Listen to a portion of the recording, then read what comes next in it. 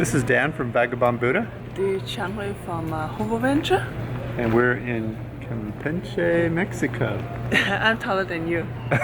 You are. I'm taller than you. This is Dan of Vagabond Buddha. I'm going to show you videos and pictures of Campeche, Mexico, as I discuss why I believe it is a decent live or retire cheap in paradise location in Mexico. But don't write anything down as you listen. Everything I say is in writing at Vagabond Buddha with Google map links. Just click the link in the notes below this YouTube video to get Campeche, Mexico, best retired cheap paradise, Campeche things to do, Campeche free old town walking tour, Campeche day tours, best restaurants, nightlife bar hopping tour, best cheap places to stay, flights, buses, and trains, best livability factors, and Campeche cost of living.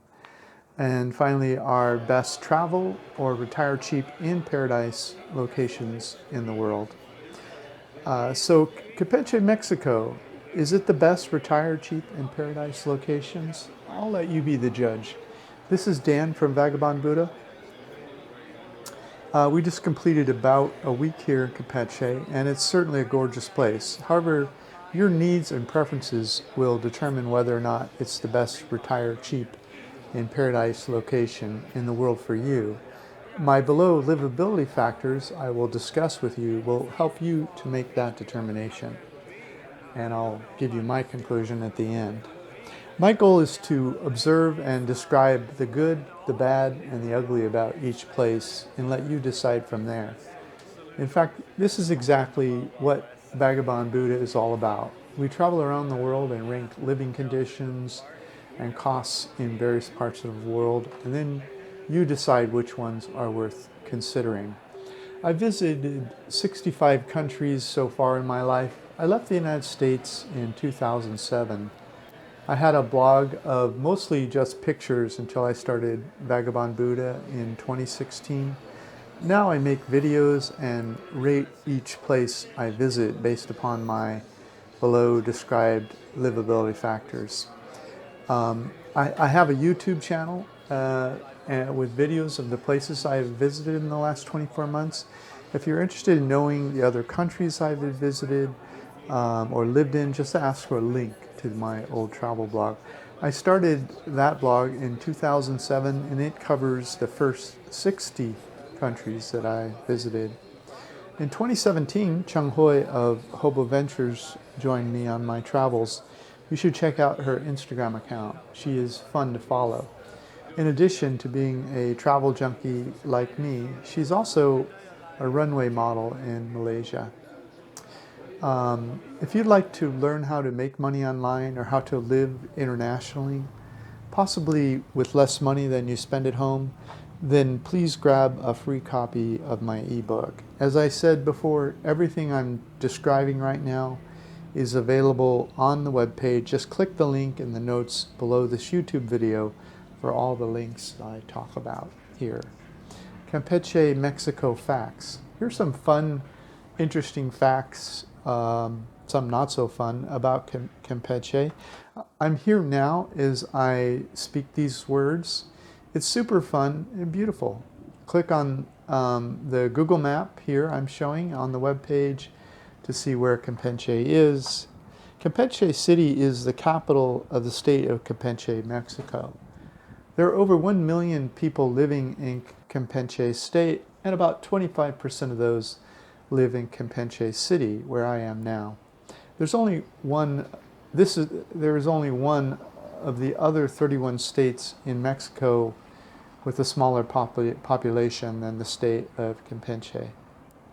There were people living in Campeche City when the Spanish arrived. However, the history books still say the city was founded by the Spanish in 1540. As with many other cities in Mexico, the Spanish built right over the top of the existing Mayan city that was called Campeche.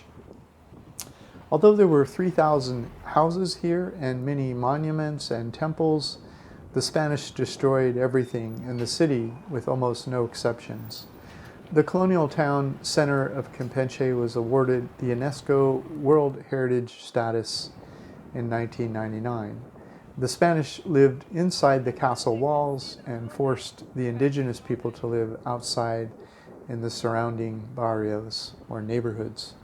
The Spanish also believed that the indigenous people had no souls, so they made them worship in separate churches outside the castle walls. This is also why the Spanish believed they could kill, rape, and enslave the indigenous population without spiritual consequence. Campeche was where the Mexicans first landed in Mexico in 1517. The Spanish built castle walls surrounding Campeche in the 17th century to help stop pirates from looting Campeche, like the sack of Campeche in 1663, when 1,000 pirates with 14 ships plundered everything of value from Campeche. Subsequently, all of the defensive positions in the city were fortified with castle walls that had a combined total length of 2,580 meters, or 8,500 feet, with 8 defensive bastions on the corners. The below diagram on the webpage shows the castle walls as they were about 100 years ago. Not all of the walls remain standing today. The city has removed some of the walls for better traffic flow, since not too many pirates have attacked in the last century. Below the red lines are where the walls were, and the circles are where the bastions are. A bastion is a part of a fortification built to house more people and artillery to allow defensive fire in several directions. The top of the walls between the bastions of this castle are only wide enough to move people and supplies between the bastions and high enough to keep the pirates out. Defensive cannon fire originated from the bastions, and boiling oil was often poured from the tops of the walls on people below trying to scale the walls with ropes and ladders. If you book my recommended flights, tours, or accommodations, you'll pay nothing extra but will earn a small commission. Campeche, free Old Town walking tour. On the webpage, you'll find a YouTube video and a map and an interactive Google clickable map. You can take our Old Town walking tour if the video of the tour looks interesting to you. As you may suspect, the Old Town walking tour of Campeche City involves a few stops at the former bastions of the castle walls. Okay, first stop is at Independence Park, and it takes you through a total of 8 stops and probably takes you about 2 hours if you work your way through. However, there's several museums on the path and a botanical garden, so you're probably going to take more time. We did it over 2 days. I'm not going to go through each of the stops. Just come to the webpage, click the link below this YouTube video, and look for the Old Town Walking Tour video. Click that and watch the video, see if it's something you're interested in. If it is, then take the tour. If you're enjoying this video, could you please like it, share it on social media, comment below, or subscribe to YouTube or Vagabond Buddha? That will rank us higher in search engines so we can keep making these travel guides. Okay. Next up, there's day tours. There's a couple of day tours that I've taken that I call cheap bastard day tours. Basically just the cost of transportation to get to the place and entry fees if there are any. And so this is the cheap way to visit many of the places outside the Old Town Walking Tour area.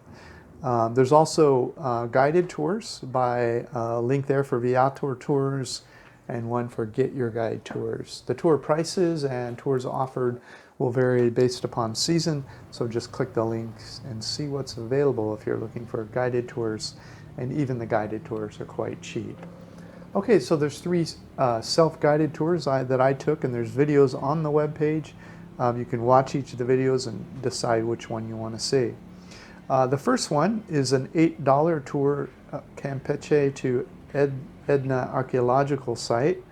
It's an $8 round trip, which includes entry and the colectivo to get to the site. And on the web page, there's a link you can click to find out where to go to catch the colectivo. Edna is a former Mayan archaeological site that's only an hour away from Campeche, and you really should see this site. I would say it's one of the most significant sites I've seen in Mexico. It's only an hour away. I would put it up there or higher than Chichen Itza in terms of the kind of structures you'll see and the history that you're going to see. But watch the video, see if it looks good to you. I'll talk about the site in the video also. Okay, the second self-guided tour is $2.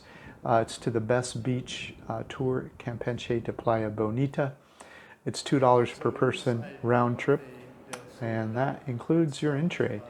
Food and alcohol or drinks are optional, but they're reasonably priced at the beach. There's also umbrellas and chairs, and so the whole day shouldn't cost you more than like $5 or $6 per person if you do everything.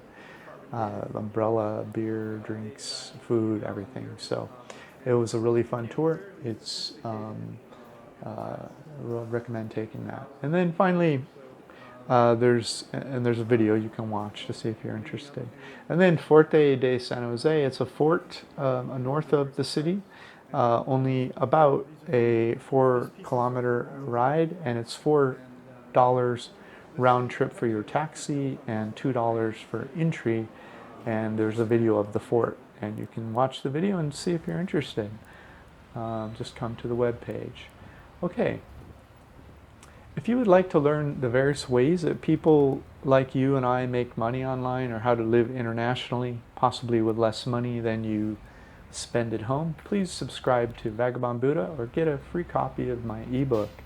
Okay, Campeche, best restaurants, street food, and surprise experiences. I've been on a fast, a juice fast this period, and so Chenghui's felt more like cooking this week at home. So we haven't sampled a lot of restaurants, but there's a few restaurants here that we recommend that Chenghui enjoyed. If you come to the web page and take a look, and there's also the 2 links for the juice juice extraction places. We found really great juices for cheap prices. There's also a theater here if you want to go see an English movie or a Spanish movie, and there's links to the markets where we shop for food, all on the web page. Okay, best Campeche nightlife, walking tour and map. This is a sleepy town. To the extent you are able to have fun out in the evening, out drinking or listening to music, it's fairly likely to be on Calle 59 in the old town Campeche. There's a map here. We tell you where to start and where to end, and you can just click the link and take the walk. Campeche best and cheap hotels. You should stay in the old town area of Campeche if possible. This will allow you to walk to the interesting things to do and see. And I'm providing you with links to recommended places that go from expensive to really cheap. For example, we stayed in an Airbnb that was only $16 a night, and it's a beautiful place, and you can click that link too if you're interested in that. Okay, Campeche flights, buses, and trains. If you're coming from another city in Mexico, there's a link there to catch a bus, a couple of choices, depending on where in Mexico you're coming from. There's a link to the international airport, so you know where to fly into here. It should take you about 20 minutes to get here from the airport if you fly into Campeche International Airport, or CPE, and it should cost you about 60 pesos, which is $3. Uber wasn't operating during our visit. Let me know if it is when you arrive. I've provided a list of the 5 places to stay in Old Town Campeche so you know how to book and where to tell your taxi driver to take you. Okay, flights, international or domestic. I always use Skyscanner, link provided, to book domestic and international flights. If you allow a range of dates to fly and return, you can sometimes save hundreds of dollars on your round-trip tickets. Make sure to get a Mexican SIM card for your smartphone when you land in Mexico. Get your phone unlocked before leaving your home country. You do not want to roam in Mexico. There's lots of stories of people who have spent hundreds of dollars in just a few days roaming internationally in Mexico. Don't do that. Okay, trains. There's still only one train that runs through Copper Mountain. It does not go to Campeche. So that doesn't apply here. Okay, finally, Campeche livability factors. Again, this is Dan of Vagabond Buddha. Here are the factors I use to decide if I would want to live somewhere. I call them my livability factors. They include weather, walkability, internet, reliability, cost of living, things to do, social considerations, real estate prices, availability of food choices, and expat opportunities. Okay, Campeche desirability score. I rank each of the livability factors separately before I think about the overall desirability score.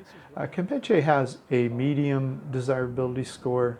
Right now, my personal top 6 places to live or retire cheap in paradise for Mexico only include Oaxaca, Puebla, Querétaro, Guanajuato, Puerto Vallarta, and Tulum. But I have a couple more places to see in Mexico before firming up my scores. If you'd like to know my next few stops, how they compare to what I've seen already, please subscribe to our YouTube channel or Vagabond Buddha. Okay, walkability, high. Campeche has a very high walkability score. No problem there at all. You don't even need a car. Internet reliability, high. The Wi-Fi in our Airbnb was 11 megabits per second download and 1.8 megabits per second upload speed. This is the wireless connectivity within our Airbnb room. It's totally suitable for my purposes. Food, medium. The food diversity is okay for a town this size, but it's nothing like you'll see in towns with a higher tourist or expat penetration. If you're enjoying this video, could you please like it, share on social media, comment below, or subscribe? Your interaction will rank us higher in search engines and will help our business grow. Okay, weather. This is one of the bigger problems here. I would rank it low or medium depending on what your tolerance is for heat. We came to Campeche from San Cristobal, Mexico. It's much warmer here because Campeche is at sea level and it's in the Caribbean. So San Cristobal was at about 2,200 meters or 7,200 feet above sea level, and Campeche is just a few meters above sea level. April is the warmest month in Campeche with an average high of 95 degrees Fahrenheit and 35 degrees Celsius. It only cools down at night to about 72 Fahrenheit at the coldest time, which is 22 Celsius. This means your house is too warm to sleep in without AC. January is the coolest month with an average low of 65 at night or 18 Celsius. But it warms quickly in the day to 74 Fahrenheit or 24 Celsius. So no heat is needed, but some people may still need air conditioning in the winter, depending on what their heat tolerance is. The rainy season is June through September, when it rains about 6 to 8 inches per month, which is 160 to 200 millimeters. Because the average high for the day is 90 Fahrenheit, 32 Celsius or above for 7 months of the year, I'm labeling Campeche as merely medium. But this could be low for you if you are allergic to heat. I've lived in deserts before and high humidity, and I have no trouble with it, so I'm calling it medium. But you must have AC here just to survive. Things to do. I would say medium or low. This place feels a little isolating even after just 5 days. Okay, social considerations. Medium. If you know Spanish, medium, low otherwise. You will need to learn Spanish here. You'll be isolated otherwise. Expat penetration, medium, low. There's a very low expat presence in here in Campeche, and so I would say low. If you're looking, to be looking for other people who are speaking your home language and that are familiar with your social norms, that might be a challenge for you. Okay, real estate. I would say this is high. You can get a 2-bedroom, 1-bath, link provided condo in Campeche for about $32,000, and that's only about maybe 5 or 10 kilometers outside of Old Town. It'd be more for that, but I wasn't able to find any links to provide you for that, but it's going to be more than 32,000. I do not recommend buying until you have lived here for at least 1 or 2 years. That's a silly thing to do. Okay, Campeche, Mexico, cost of living. If you try to rent over the internet, speaking only English, you're going to be quoted only gringo prices. If you're here, you can speak direct to landlords. I guesstimate you'd pay somewhere between around $400 to $600 a month for a decent 1-bedroom apartment in the Old Town area of Campeche, Mexico, and that's utilities included. I mention that because what I'm about to give you are cost of living for someone who's coming here on a temporary basis, so it'll be a little more. Airbnb, moderate hotel, or backpacker hostel. Those are kind of the 3 levels. Now, I'm giving a low to high range, a low range and high range, so you'll fall somewhere in there depending on what your lifestyle is. But if you're high-end, more high-end, you're going to have more high-end restaurant expenses, which are about $8 per meal. Neighborhood, if you're more medium, you're going to have more neighborhood restaurants at $4 a meal, and if you're a backpacker type person, you're going to be more food cart oriented. And so low, medium, high for accommodations will give you, oh, there's some lightning. Would give you, I'm here now, so Campeche, you can hear it's raining. You're going to range to a month living here is going to range you somewhere between 500 to 800, 1,000 a month, something like that, depending on your lifestyle. And there's a table here. You can see the multiplications by each of the categories. For example, if you're staying in a more expensive accommodation and you're eating in higher ends, those will be higher multiplied numbers versus a backpacker who's has a higher multiplier for food carts and hostel or moderate hotel, whatever. But these are numbers are for one person and do not include alcohol, tours, or extras. And I'm not guaranteeing these prices for anybody. These are just notes from my time here. For more information about how the above cost of living multiplier works, there's a link to a page on Vagabond Buddha that you can click and watch and read. So please subscribe here on our YouTube channel if you'd like to receive the cost of living estimates for our next stop in Mexico or for other countries in the world. And you can also browse around on the webpage or on our YouTube channel to see other places we've been in the past. And in a few weeks I'll be posting a ranking of the top places in Mexico to leave. And so you definitely want to subscribe if you're interested in that. And finally, please book using our links to recommended flights, tours, and accommodations. You'll pay nothing extra, but we'll earn a small commission that allows us to keep making these travel guides and videos for you. Thanks for watching our video. If you'd like to learn how to live internationally or make money online, please grab a free copy of my ebook at the webpage. Contact us if you would like to collaborate with us on social media or write about a travel destination, cost of living, and livability factors. This is Dan of Vagabond Buddha. Thank you for stopping by. The world is your home. What time will you be home for dinner?